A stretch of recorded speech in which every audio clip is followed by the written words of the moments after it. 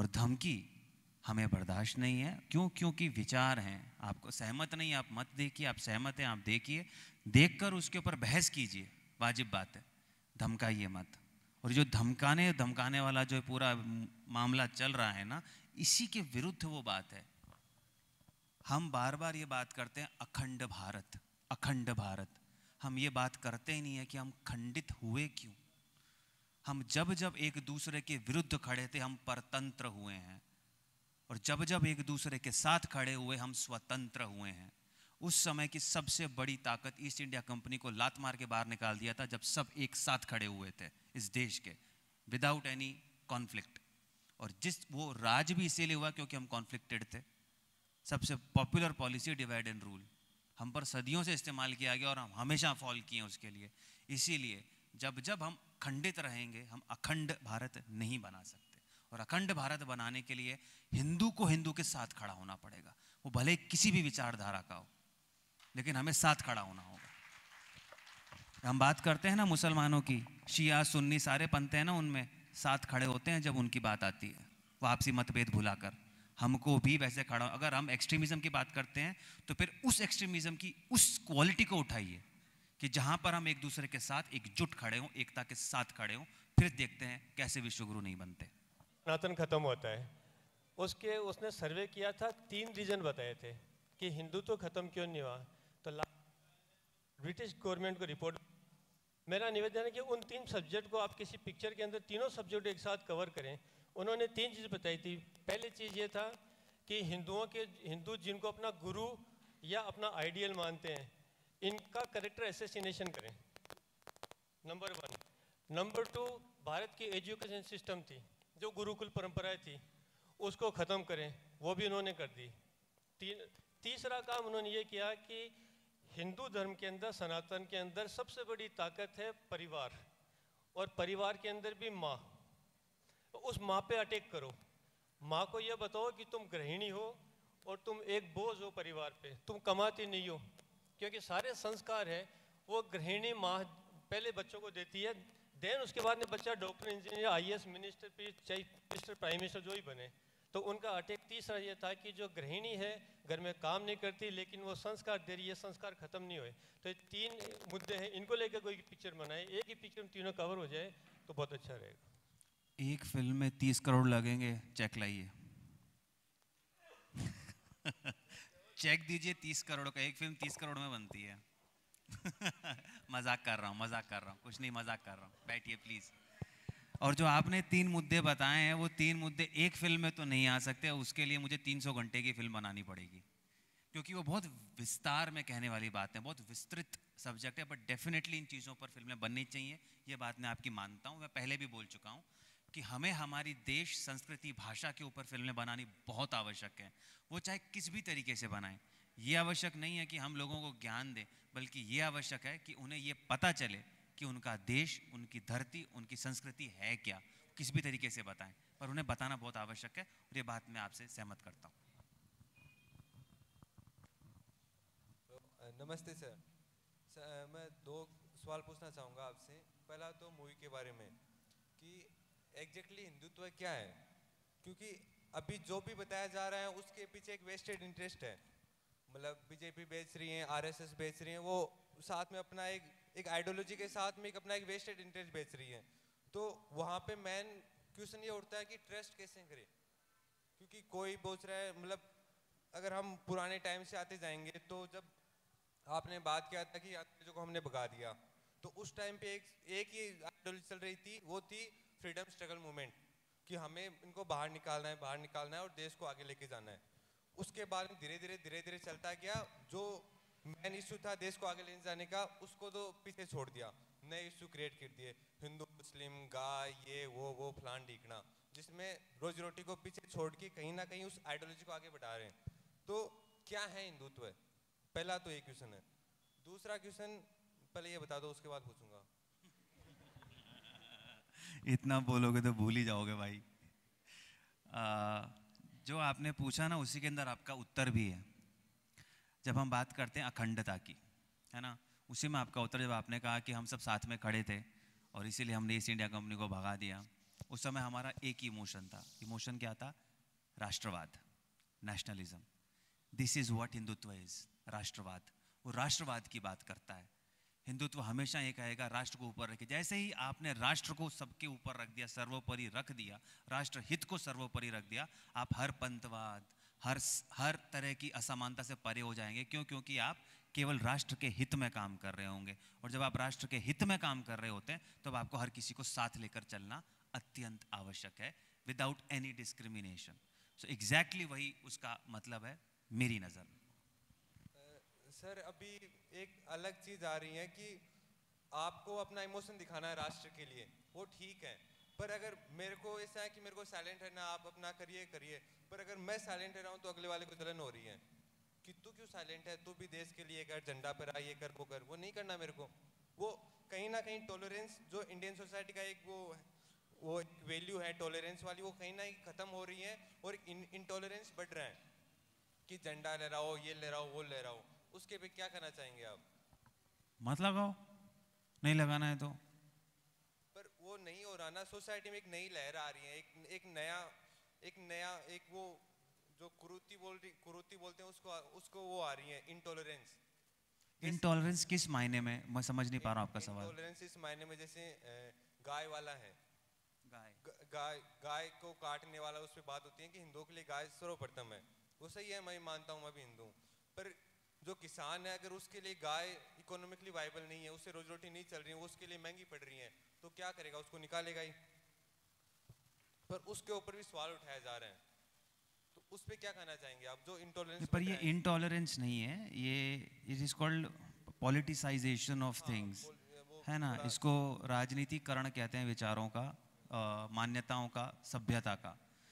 इसका इंटॉलरेंस से कोई खास लेना देना नहीं है। मैं आपका इंटेंशन समझ रहा हूँ जो आप पूछने की कोशिश कर रहे हो, और मैं यही बार बार कह रहा हूँ कि हमारे युवा को प्रश्न तक पूछना नहीं आ रहा है यार, ठीक से बताओ क्या करें अब हम, हैं? ये बहुत इंटॉलरेंट बात है, मैं बता रहा हूँ तुमको। सो जो आप बात कर रहे हो ना, उसका अगर सही दिशा में बात करना चाहूँ उसमें, तो इसका किसी भी चीज़ से कोई तात्पर्य नहीं। जैसे ही हम किसी भी अच्छी चीज़ का राजनीतिकरण करते हैं, उसके साथ में फिर यही सब होता है। क्यों? क्योंकि आप दो पक्ष खड़ा करेंगे, एक पक्ष में होगा, एक विपक्ष में होगा, फिर वो बात करेंगे, बहस करेंगे। जब तक ये नहीं होगा तो कोई मुद्दा नहीं बनेगा, फिर उसका मुद्दा बनाया जाएगा, फिर उससे बहुत सारी चीज़ें घटेंगी, उसका कुछ सॉल्यूशन निकलेगा, नहीं भी निकलेगा, बताया जाएगा कि सॉल्यूशन निकालेंगे, ऐसा प्रिटेंड किया जाएगा। ये एक लंबी कड़ी है जो चलती रहती है। भाई आपको उसमें क्यों पढ़ना है? आप मत पढ़ो, आप अपना काम करो जो आपको करना है। लेकिन वो काम यदि, बार फिर से कहता हूँ, राष्ट्रहित में है, तो आप कभी भी इन सब चीज़ों में पड़ेंगे ही नहीं। अगर आपने सबसे ऊपर उसको रख लिया तो आपको पता होगा कि क्या सही है और क्या गलत है, और किसके लिए मुझे खड़ा होना है और किसके लिए मुझे खड़ा नहीं होना है। आपने जो नैरेटिव अभी राष्ट्र के परिदृश्य पर सेट है, उस परिस्थिति में आपने एक ऐसे राष्ट्रवाद के पर्याय शब्द को लेकर आपने ये फिल्म बनाई है, तो आपको भी इस परिवेश में परिवर्तन लाने के लिए काफ़ी संघर्ष करना पड़ा होगा। और आज की युवा पीढ़ी को भी अपने विचारों से, अपने परिवेश में और कई तरह से संघर्ष करना पड़ रहा है, और कई बार युवा पीढ़ी हिम्मत हार जाती है। तो आपके सामने जो परिस्थितियाँ आई और आपने उनसे कैसे संघर्ष किया और कैसे आपने अपना रास्ता बनाया, उसके बारे में हम जानना चाहेंगे। जी बिल्कुल, धन्यवाद पहले तो प्रश्न के लिए, बहुत अच्छा सुलझा हुआ प्रश्न। अब देखो एक्सपीरियंस ये होता है ना, एकदम सुलझा हुआ सटीक प्रश्न किया इन्होंने, कंफ्यूज यहाँ वहाँ झंडा लहरा रहे हो पता नहीं कौन सा। इस प्रश्न को का उत्तर थोड़ा विस्तार में देना पड़ेगा, क्योंकि मेरी यात्रा बड़ी लंबी रही है। तो जैसा आप सभी लोग जानते हैं, मैं यहीं से हूँ, राजस्थान से हूँ, और पिताजी प्रशासनिक सेवा में अधिकारी थे, तो पूरा राजस्थान घूमा मैंने बचपन में। वो बज्जू कोलायत, अगर जो जानता हो, बीकानेर के आगे छोटा सा कस्बा है, बहुत छोटा सा, वहाँ से प्रारंभ हुई थी यात्रा। फिर वो घूमते हुए खैरवाड़ा, उदयपुर, सीकर, चूरू, बीकानेर, जयपुर, सब जगह घूमा, और फाइनली जाकर जयपुर में पिताजी स्टेशन हुए, और वहाँ पर बाकी की आगे की पढ़ाई हुई, सब हुई। वहाँ पर चूँकि मैं कोई भी कलाकार पढ़ाई में अच्छा नहीं होता, ऐसी धारणा है, पर मेरी केस में उतारना बिल्कुल सही है। मैं नहीं था अच्छा, और मैं एक्स्ट्रा करिकुलर्स में बहुत अच्छा था, स्पोर्ट्स में बहुत अच्छा था, डिस्ट्रिक्ट्स में खेलता था, और चूँकि उसमें सब अच्छी इंटरेस्ट थे, सो वहाँ से बम्बई का सफ़र प्रारंभ हुआ। और बीच ही में सफ़र के कुछ लोग ट्रेन में चढ़ गए तो उन्हें चढ़ जाने देते हैं। हाँ जी, हाँ जी, आ जाइए, सभी का स्वागत है। वाह वाह वाह वाह, आइए आइए। जी जी जी, चलिए चलिए, नमस्कार नमस्कार, हो गया। हाँ जी, चलिए सब लोग बैठ चुके हैं, ठीक है। सो वहाँ से यात्रा प्रारंभ हुई। मैं और चूँकि जैसा मैंने पहले कहा कि कोई फिल्मी बैकग्राउंड नहीं, कोई 10 पुश्तों में कोई नहीं था, और वहाँ पर उतना आसान है नहीं जाना। और वहाँ पर वाकई में इट्स नॉट दैट कि वो लोग आपको अंदर नहीं आने देते हैं या ऐसा कुछ है। कंपटीशन बहुत ज़्यादा है, हर किसी फील्ड की तरह जगहें कम है और कंपटीशन बहुत ज़्यादा है। कितनी ही तो फिल्में बनती हैं, कितने तो शोज़ बनते हैं, कितना ही काम होता है उसमें, कितने सारे कलाकार, कितने सारे लोग, कितनी सारी प्रतिभाएं, कहाँ कैसे और कब आप अपना स्थान बनाएंगे। फाइट सिर्फ इतनी होती है, और उसमें आपके पास में बहुत बार अनगिनत समय आपको सिर्फ रिजेक्शन मिलता है। और हमारी जो परवरिश है ना, उसकी सबसे बड़ी कमज़ोरी जो मुझे बाद में रियलाइज़ हुई, हमें रिजेक्शन को झेलना नहीं सिखाया जाता है। हमें ना तो सक्सेस को झेलना सिखाया जाता है, ना रिजेक्शन से लड़ना सिखाया जाता है। हमको केवल दौड़ना सिखाया जाता है कि जीत जाओ, जीत जाओ, नंबर 1 आ जाओ। नंबर 1 आने के बाद क्या, कोई नहीं बताता। नंबर लास्ट आए तो क्या, कोई नहीं बताता। अब ये तो तय नहीं है कि नंबर 1 ही आएंगे, नंबर लास्ट आएंगे, कुछ भी आ सकते हैं। एंड दैट इज़ वेयर बहुत सारे हमारे जो युवा वहाँ जाते हैं, वो या तो अवसाद का शिकार होते हैं या बाकी चीज़ों की तरफ जाते हैं। अगर सफलता भी मिलती है तो भी, जब हम व्यभिचार की बात करते हैं, क्योंकि हैंडल करना नहीं आता। क्या होता है, आप 18, 19, 20 साल के हैं, समझ उतनी है, एकदम से ना आपको क्या लगता है, आपके अकाउंट में इतना सारा पैसा, इतनी अटेंशन, आप एकदम सेंटर ऑफ अट्रैक्शन है सारी दुनिया के, आपका पसीना तक कोई और पहुंच रहा होता है। तो ये सारी चीज़ें ना आपके दिमाग में प्ले करना शुरू करती हैं, और आपको पता ही नहीं चलता है कि आप कब उस ट्रैप में फंस गए, क्योंकि आपको इसको डील करना नहीं सिखाया गया है हमको कभी। और ये बहुत अमूमन सी बात है, बहुत आम सी बात है। एक तो क्या होता है, हमारे मध्यम वर्गीय परिवारों में इतना बड़ा कोई सपना देखता ही नहीं है कि हमारा बच्चा वहाँ चला जाएगा, उम्मीद ही नहीं होती हमको। फिर जब चले जाते हैं तो हमने उनको बताया ही नहीं है कि वहाँ पर जाके रहना कैसे, डील कैसे करना है, लड़ना कैसे चीज़ों सिचुएशन से। तब आप और आपकी वहाँ पर भी ना सिर्फ और सिर्फ, मैं ऐसा मानता हूँ, परवरिश काम आती है, जहाँ पर आपको सिर्फ इतना भर पता होता है, लगे तो रहना है, चाहे जो हो जाए लगे तो रहना है।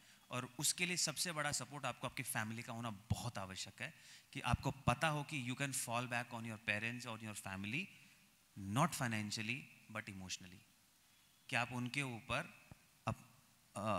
कभी भी कहीं भी आप उनके ऊपर अपना, बैठ जाने देते हैं।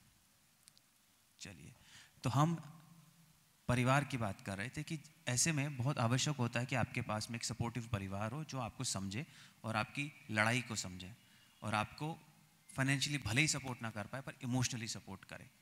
और वही आई थिंक मेरे लिए सबसे बड़ा संबल रहा, क्योंकि मेरे परिवार ने ये समझा था कि ये जो यात्रा है आसान होगी नहीं, क्योंकि वहाँ पर कोई है नहीं।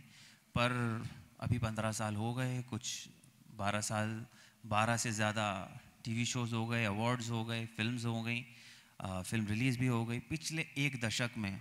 और मैं आपको दूसरी यात्रा बताता हूँ। जैसे एक यात्रा प्रारंभ होती है, फिर दूसरी यात्रा प्रारंभ होती है।